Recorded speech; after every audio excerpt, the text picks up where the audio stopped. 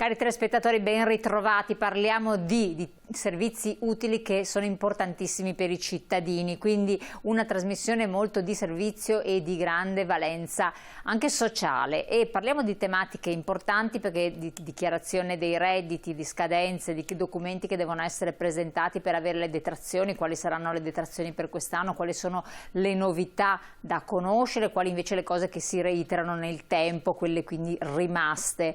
E lo faremo qui in studio. Abbiamo il piacere di avere Giulia Zago del CAF CISL di Padova e Rovigo, ben arrivata, grazie. Buongiorno Elena, buongiorno a tutti. E poi siamo collegati con Jacqueline Temporin, presidente di Consum di Venezia, per parlare del decreto bollette e della spinosa questione relativa alle bollette e rincari energetici. Dico rincari energetici perché sembrava che dovessero anche esserci delle diminuzioni di prezzi, quindi dei valori della bolletta, invece notizia proprio calda calda o fresca fresca che dir si voglia, comunque non piacevole, sembra che ci siano degli aumenti a venire, almeno nell'ultimo trimestre dell'anno, del 25%, così dice l'ARERA, ma adesso è tutto da verificare, noi teniamo sempre le dita incrociate. Vorrei proprio incominciare con lei, ben arrivata Temporin. Buongiorno a tutti. Allora, parliamo un attimo di questo decreto bollette, che cosa prevede innanzitutto? Allora, con la manovra 2023 il bonus energia elettrica e gas diciamo che sono stati riconosciuti a una platea molto più ampia rispetto al passato, in quanto diciamo che il tetto, la soglia limite delle ISEE è passata dai 12.000 ai 15.000 euro per il bonus gas e luce, 30.000 euro quando vi è all'interno di un nucleo familiare la presenza di 4 figli. Inoltre con il nuovo decreto è stato inserito un contributo una tantum per quanto riguarda le fatture, il pagamento delle fatture dei mesi di ottobre, novembre e dicembre senza limiti di ISEE.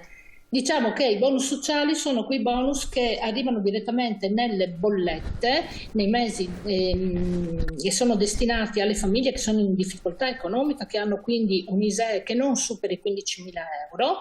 E sono di 3 tipi, abbiamo sia quello per la luce, sia per il gas e quello per l'acqua. Quali sono i requisiti? Perché ci sono dei requisiti fondamentali per poter accedere a questi bonus.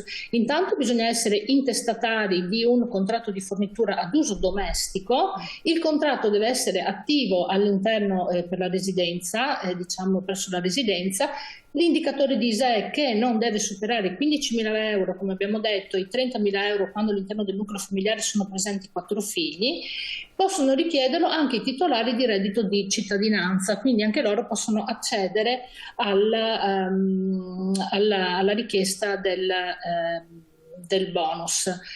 I documenti da presentare: dal 2021 non è necessario inoltrare la domanda presso un comune o presso un CAF perché è necessario fondamentalmente presentare la dichiarazione sostitutiva unica che ci permette di ottenere l'ISEE. L'INPS attraverso l'ISEE riconosce qual è il nucleo familiare che necessita e che rientra nelle condizioni di disagio economico, invia direttamente automaticamente i dati al sistema informativo integrato, questo incrocerà i dati con quelli del fornitore, diciamo, dell'utente, e automaticamente verrà erogato il bonus. Il governo ha poi anche previsto che in caso di requisiti che sono attestati successivamente all'inizio dell'anno, i bonus possono essere erogati anche in maniera retroattiva e quindi possono essere accreditati direttamente nella bolletta. Quindi, come dicevamo, i bonus luce sono concessi sulle bollette nelle famiglie che si trovano in condizioni disagiate oppure nelle famiglie in cui vi sia all'interno del nucleo familiare una persona con disagio fisico. Okay. Possono essere anche accumulati, nel senso che possono essere accumulati sia il bonus per disagio economico che per il disagio fisico quando vi siano i requisiti di ammissibilità. Ricordiamo che il bonus per il disagio fisico, per richiederlo è necessario che però il richiedente per sopravvivere abbia bisogno di sussistenza di apparecchiature elettromedicali. Okay. Per quanto riguarda invece il gas, possono utilizzare del bonus gas sia gli utenti che hanno una fornitura diretta che anche gli impianti condominiali. Infatti sono già arrivate le prime segnalazioni da parte di utenti, sono arrivate le prime richieste da parte dei fornitori di inviare tutta la documentazione per richiedere il bonus condominiale. Vero è che mentre per il bonus elettrico, il bonus gas condominiale viene erogato direttamente nella fattura, quindi viene scorporato dalla fattura e lo troveremo nelle fatture nella base a sinistra, nella parte bassa della fattura troveremo la dicitura del bonus e quindi dell'erogazione del bonus, quindi in basso a sinistra.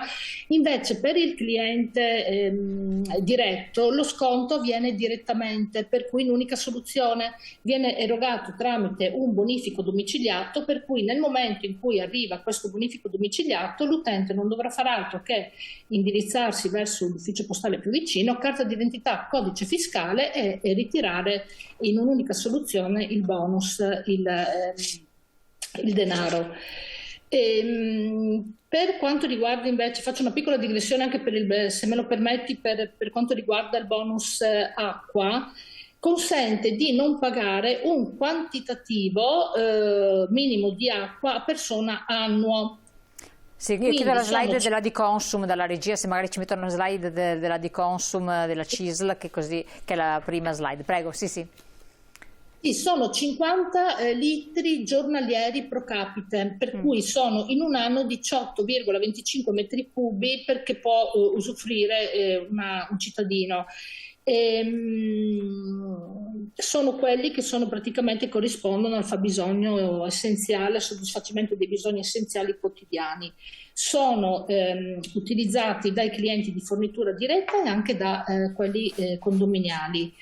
Diciamo quindi che una famiglia media di 4 persone non pagherà 73 metri cubi all'anno di acqua, poiché il problema è questo: poiché le tariffe non sono uniche a livello nazionale, bisogna in questo caso consultare il proprio fornitore idrico per capire l'esatto importo di detrazione del bonus. Per chi volesse avere un'assistenza e non fosse in grado di verificare ciò, può tranquillamente rivolgersi allo sportello del consumatore oppure vi lascio anche il numero verde che è l'800 166 654 per avere maggiori informazioni riguardo al bonus. Perfetto. La componente del bonus idrico, ad esempio, non viene calcolata a parte nella fattura, quindi non sarà con il calcolo dei metri cubi consumati nel periodo di fatturazione, viene calcolato a parte. Nell'eventualità, ed è fondamentale, che un cliente nell'arco del periodo in cui viene erogato il bonus dovesse chiudere il contratto o volturare il contratto, l'erogazione del bonus e quindi la parte corrispondente del bonus viene poi calcolata e accreditata in unica soluzione nella fattura finale. Perfetto. Comunque, per avere chiarimenti, rivolgersi alla sede della Diconsum Veneto e quelle provinciali. Assolutamente. Sì. Perfetto. Sì. Avevamo degli azzeramenti degli oneri di sistema di gas e il 5%, purtroppo questi non sono stati prorogati e questo inciderà maggiormente nelle prossime fatturazioni, dato che diciamo che gli oneri di sistema rappresentano il 20% del costo annuo in una fattura di energia elettrica e il 4%, 5% in quella del gas. Gli oneri di sistema sono degli oneri dei costi fissi che sono dovuti, per cui incideranno maggiormente, visto che sono stati riemessi nelle prossime fatture. E quindi in questo periodo sì, abbiamo avuto un calo del 34,2% per le fatturazioni, diciamo, per le forniture in maggior tutela. e per quanto riguarda quelle corrispettive al dicembre 2022, però ora con insomma, la riemissione dei costi sicuramente saranno molto più elevate. E allora attenzione, perché ci saranno degli aumenti in bolletta, questo è molto molto importante. Comunque fate tutti i controlli, mantenete sempre comportamenti purtroppo molto prudenziali nell'utilizzo dell'energia elettrica. Grazie. Come dicevamo e come abbiamo detto in seguito, assolutamente sì. Alle nostre collegamenti. Sì. Grazie Presidente. Passiamo subito invece alle situazioni per quel che riguarda la dichiarazione dei redditi. La scadenza è sempre il 30 di settembre. Abbiamo iniziato da una settimana la campagna fiscale, quindi la presentazione delle dichiarazioni dei redditi modelli 730. Ricordo che sono già disponibili i modelli CU, ovvero le certificazioni uniche. In particolar modo per i pensionati il CAF attraverso delega può scaricare per il pensionato la CU, o addirittura i nostri uffici sindacali dei pensionati possono dare una mano ai cittadini per espletare insomma questa operazione. Solo per i pensionati o per tutti? Allora, per i pensionati, o meglio, per coloro che hanno un reddito erogato da INPS, perché abbiamo la convenzione con l'INPS che possiamo scaricare la CU. Invece per i datori di lavoro privati è il dipendente che si deve interfacciare con l'azienda e richiedere la CU, che comunque entro il 16 di marzo avrebbe dovuto essere già esattamente. Ci sono nuove aliquote, vero? Sì. Questo è il primo 730, quindi 730 2023, in cui non ci saranno più 5 scaglioni, ma ce ne sono 4, perché la legge di bilancio e la riforma IRPEF del 2022 hanno previsto 4 scaglioni, nuove detrazioni, o meglio il calcolo diverso delle detrazioni, la no tax area che è leggermente aumentata anche per i pensionati, 8.500 euro, e sono cambiate anche le detrazioni per familiari a carico, è entrato l'assegno unico, ma dopo so che appunto ne parleremo meglio. Perfetto. Allora vediamo un po' quali sono le spese detraibili a questo punto, giusto? Noi chiediamo anche l'ausilio delle slide in modo da poter memorizzare bene questi aspetti. Allora vediamo insieme intanto. Allora partiamo direi dalla casa. Allora abbiamo sempre questa dicotomia tra acquistare casa e affittare casa. Per coloro che hanno acquistato la prima casa e per farlo hanno richiesto un mutuo, possono detrarre il 19% degli interessi passivi pagati alla banca, sia per quanto riguarda l'acquisto della prima casa, ma anche eventualmente la costruzione della prima casa. In alcuni casi anche la ristrutturazione è ammessa per appunto detrarre il 19% degli interessi. Inoltre per il 2022 e confermo già per il 2023 è prorogato il bonus per gli under 36 per l'acquisto appunto di immobili prima casa per coloro che non hanno ancora 36 anni nell'anno dell'acquisto. Per questi soggetti sono azzerate le imposte di registro e catastali e imposte collegate. Qualora invece la compravendita sia assoggettata ad IVA, l'IVA va sempre versata ma può essere recuperata o nella prima dichiarazione dei redditi utile, quindi ad esempio il 730, o compensando altri tributi dovuti, ad esempio in caso di successione. Questa IVA è un credito che può essere utilizzato in compensazione. Invece per chi è in affitto, allora c'è una novità, quest'anno i giovani di età compresa tra i 20 e i 31 anni che hanno affittato casa, la loro abitazione principale, quindi ci hanno portato la residenza e hanno un reddito al di sotto dei 15-16 mila euro, è 15.590 il limite, avranno la possibilità di detrarsi le spese dell'affitto da un minimo di 996 euro a un massimo di 2.000 euro. Il che è una novità rispetto al passato perché le detrazioni classiche per coloro che sono in affitto si aggirano attorno ai 150, 300 euro, massimo 400. Quindi questa è una novità importante introdotta per i giovani che hanno un reddito contenuto, perché deve stare al di sotto dei 15.900 euro, e che hanno la possibilità invece di detrarsi una cifra abbastanza importante. È confermato anche per il 2022. Infatti adesso chiedo la slide riassuntiva della casa, mantenere, ristrutturare e riqualificare, che fa un po' il sunto di tutto quello che è confermato oppure non è confermato. Eccolo qua, vediamo. Eccola qua. Allora, è confermato nel 2022 il super bonus al 110%, già sappiamo che nel 2023 è cambiata la detrazione perché è diventata il 90% con degli ulteriori requisiti quindi un reddito calcolato per il nucleo familiare con un coefficiente di 15.000 euro poi da riparametrare al nucleo, insomma sono un po' ristrette le maglie di questo bonus. Per il 2022 c'è la detrazione per l'eliminazione delle barriere architettoniche. Questa è una detrazione importante perché è al 75% e si detrae in 5 rate, a differenza del risparmio energetico o ristrutturazione classica che si detraggono in 10 anni e quindi in 10 rate. È una detrazione importante che è confermata anche per il 2023 perché permette a tutti i soggetti, non solo ai portatori di handicap, di eseguire dei lavori ed avere una detrazione importante, ad esempio anche elettrificare il cancello pedonale. Per esempio, anche questo è un intervento che viene ammesso alla detrazione per l'eliminazione delle barriere architettoniche.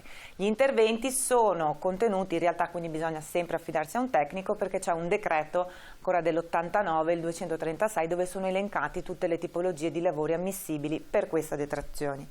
L'ecobonus? Ecobonus confermato, quindi anche qui i nostri utenti dovranno fornire al CAF la fattura, il bonifico, quello canalizzato, cioè apposito per le riqualificazioni e le ristrutturazioni, e la pratica Enea. Confermata la detrazione anche per il 2024. Stesso discorso per la ristrutturazione edilizia e il sisma bonus, anche qui non ci sono variazioni da segnalare. Il bonus facciate è l'ultimo anno, il 2022, la detrazione era scesa dal 90 al 60, nel 2023 non è stata confermata. Il bonus mobili è una conferma, l'importo per il 2022, il massimale sono 10.000 euro, erano anzi 10.000 euro. Mi raccomando, dobbiamo ricordare che il bonus mobili è agganciato assolutamente a una ristrutturazione, altrimenti non se ne può fruire.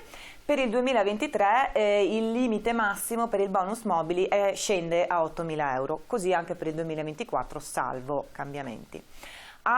L'ultima cosa degna di nota è il bonus idrico. Bonus verde 36%? Bonus verde il 36%, grazie, massimale 5.000 euro. Qui sono tutti quegli interventi per una manutenzione del verde, anche dei giardini pensili, delle terrazze. Qui, a differenza delle altre detrazioni, non è necessario il bonifico, quello apposito, quello tracciato, basta semplicemente un pagamento elettronico. Per quanto riguarda invece il bonus idrico, qui è una misura abbastanza importante, nel senso che chi ha presentato domanda entro il 28 febbraio 2023 ad Agenzia delle Entrate a seguito del sostenimento di spese per l'addolcimento dell'acqua, il miglioramento qualitativo dell'acqua, l'installazione di sistemi di filtraggio, potrà godere di un credito pari al 50% su un massimo di spesa di 1.000 euro. Perfetto. Passiamo invece per la famiglia, cosa è previsto questa volta? Allora, per la famiglia, quindi, come dicevo, le detrazioni cambiano. Vediamo anche qua lo schema in video, prego. Sì, nel senso che nel 2022 entra a marzo l'assegno unico per i lavoratori dipendenti, per cui in questa slide è ricapitolato come sono cambiate le cose nel 2022, perché sappiamo che per i figli a partire dal 7° mese di gravidanza fino ai 18 anni, le famiglie percepiranno l'assegno unico, previa presentazione della domanda e dell'ISEE, qualora si voglia appunto usufruire di un importo che non sia il minimo. Non ci saranno più le detrazioni classiche, quelle che si chiedevano al datore di lavoro, per capirci il 50 al 100%, rimangono però chiaramente in 7,30 le detrazioni legate agli oneri, quindi le spese scolastiche, le spese mediche dei figli a carico, le spese sportive rimangono. Non troveremo più, diciamo, nel frontespizio, se non per i primi 2 mesi, gennaio e febbraio 2022, la percentuale 50-100 i mesi a carico, perché è tutto, diciamo, stato assorbito dall'assegno unico che ha inglobato le detrazioni e gli ANF vecchio stile. Ecco, vi ricordo che abbiamo dedicato una puntata, anche più di una, all'assegno unico, proprio sempre in questo spazio in collaborazione con FNP CISL, per cui la ritrovate su internet, tutte le informazioni necessarie, tra l'altro sviluppate, se non sbaglio, proprio sì, eravamo insieme anche CAF. Quella volta. Esatto, quindi guardate se avete bisogno di informazioni per l'assegno unico. Perfetto.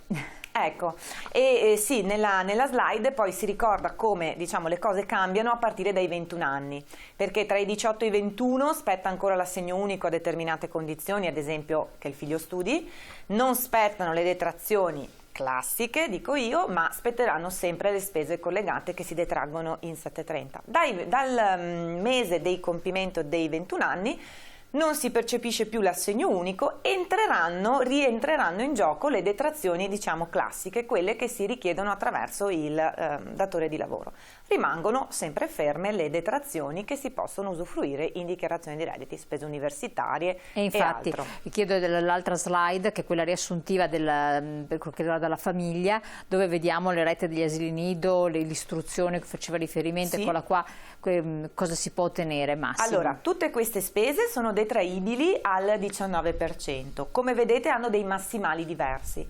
Mi preme ricordarvi ad esempio per la prima spesa, ovvero le rette dell'asilo nido, il cui massimale in 730 sono 632 euro, si recupera al 19, che se la famiglia ha già usufruito del bonus nido che si richiede attraverso l'INPS, non può anche in 730 richiedere la detrazione per l'asilo nido, sono alternativi. Poi abbiamo le spese di istruzioni, massimo 800 euro per figlio, sempre si recupera il 19%, in questa categoria rientrano l'iscrizione piuttosto che la mensa. Abbiamo l'attività sportiva, qui attenzione perché i figli devono avere un'età compresa tra i 5 e i 18 anni. La detrazione sempre il 19% su un massimale di 210 di spesa. Ricordo che tutte le spese elencate in questa slide, ma in generale quasi tutte le spese nel 730, devono essere effettuate attraverso metodi tracciati, quindi pagamenti elettronici, no contante. E bisogna fornire la prova di pagamento al centro, al CAF, a cui ci si rivolge per l'elaborazione della dichiarazione dei redditi. Idem per le spese funebri e le spese assicurative. Assolutamente. Per quel che riguarda la salute invece? Per quel che riguarda la salute, allora anche qui bisogna ricordarsi che le spese legate alle visite piuttosto che al dentista, eccetera, se fatte in strutture pubbliche o in strutture convenzionate con l'SSN sono detraibili anche se pagate in contanti, laddove invece dovessero essere fatte, penso alla pulizia dei denti, tanti capitano, vanno dal dentista, è una spesa comunque contenuta, la pagano in contanti. Purtroppo se il dentista non è in una struttura convenzionata con l'SSN, quella spesa va persa.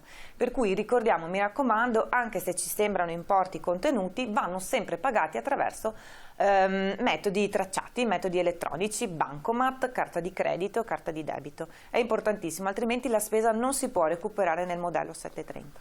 Ci sono delle novità per quel che riguarda il bonus vista e i tamponi anti-Covid, giusto? Sì, allora per i tamponi anti-Covid in realtà è una sottigliezza, nel senso che troveremo negli scontrini delle farmacie invece che la dicitura test Covid SARS-19 ci saranno due codici che identificano i tamponi effettuati agli under 18 e i tamponi effettuati agli over 18 e quindi ci sarà questa, diciamo, codice alfanumerico che è andato a sostituire la dicitura classica che trovavamo anche negli anni precedenti. Per quanto riguarda il bonus vista è una iniziativa importante che però non ha ancora, come dire, visto la sua operatività, perché nasce nel 20, quindi a partire dal 1° gennaio 2021, è un voucher di importo pari a 50 euro che possono richiedere i nuclei familiari con un ISEE sotto i 10.000 euro. Questo voucher può essere speso per l'acquisto di lenti o di occhiali appunto da vista presso i centri autorizzati, presso gli ottici.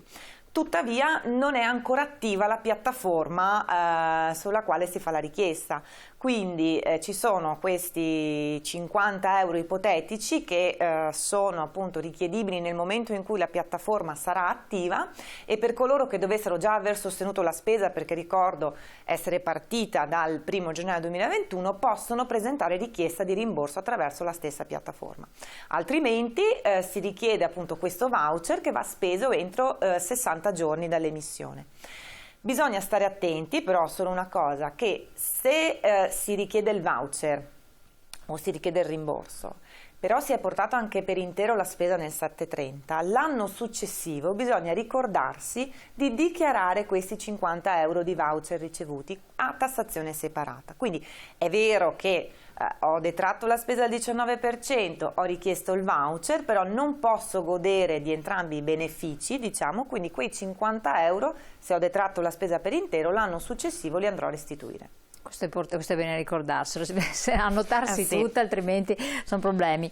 Per il resto non ci sono novità sostanziali, quindi si riconferma, quindi i farmaci vengono sempre, anche gli ausili medici per quanto riguarda le persone disabili? Sì, rimangono confermate, anche qui sempre con dei documenti a sostegno che variano di caso in caso, perché penso ad esempio al disabile che acquista il veicolo, a seconda del tipo di disabilità richiediamo di verificare appunto che il veicolo ad esempio sia adattato o meno a seconda del tipo di disabilità motoria, grave o proprio non autosufficiente, insomma, del Vediamo soggetto. una slide sul tempo libero un attimo, quindi rapidamente l'abbiamo accennato, però vediamo cosa Sì, prevede. allora una conferma per le cosiddette AFAM, ovvero il primo punto, quindi l'attività di istruzione musicale per i ragazzi anche qui dai 5 ai 18 anni, il massimo di spesa sono 1.000 euro e il reddito dei genitori qui non deve superare 36.000 euro.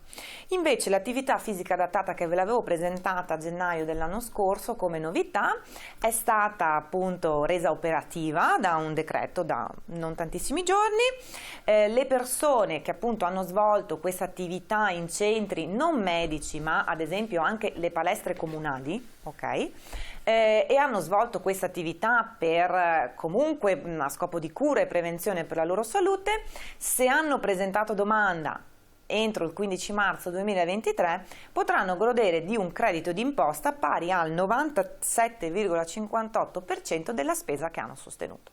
Questo è importante, quindi bisogna fare una domanda all'Agenzia delle Entrate, giusto? Sì, bisognava presentare una domanda dal 15 febbraio al 15 marzo 2023, quindi ormai non si può più presentare, insomma. Mettiamo una slide relativamente alle indicazioni del CAF, della CISL. Intanto, ultima, perché siamo in chiusura, chiedo a lei Presidente Temporin, per quel che riguarda i rincari dell'energia elettrica, visto che non c'è stato fatto un rinnovo per le accise eccetera, ed eventuali aumenti che sono comunque previsti, pensate di fare qualche cosa come associazione di tutela dei consumatori come di Consum? Allora, purtroppo i rincari sono soggetti ad ARERA, quindi trimestralmente ARERA, per quanto riguarda il mercato tutelato, decide il costo e il prezzo rispetto al PUN. Come associazione di consumatori ci stiamo battendo per tutelare a 360 gradi l'utente, quello che noi per ora penso siano tutte le associazioni cercano di sottolineare e di, come dicevamo, come abbiamo sempre detto, invitare un consumo consapevole nell'energia. Non sprecatene, non fatene un uso un abuso, perché poi in fattura i rincari ci sono e si vedono poi nel tempo. Vero è che c'è stata una diminuzione del costo che si vedrà appunto con le fatture di aprile, di questo aprile 2023, perché il costo dell'energia si è abbassato di parecchio, però purtroppo a partire dal prossimo mese ci saranno degli aumenti che incideranno nelle fatture. Ancora di più verso l'inverno prossimo questo? Cioè, ancora di più verso ottobre, novembre, dicembre, sembra che ci saranno un periodo. Infatti, anche per questo che fortunatamente c'è l'intervento del governo con insomma il bonus una tantum nelle fatture che infatti sono previste per ottobre, novembre e dicembre, che però aiutano, ma di sicuro non risolvono la problematica, la criticità del costo dell'energia. Questo sicuramente.